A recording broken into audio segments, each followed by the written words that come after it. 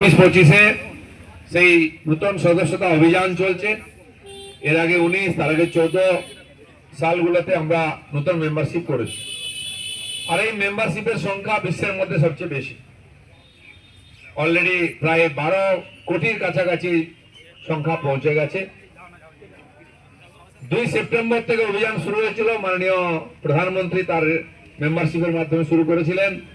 তো নভেম্বর অবধি সব রাজ্যে এই অভিযান হয়ে গেছে।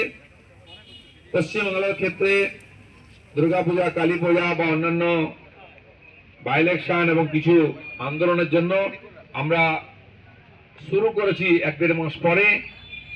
তাই আমরা ডিসেম্বরের 15 তারিখ অবধি এই অভিযান চালাচ্ছি।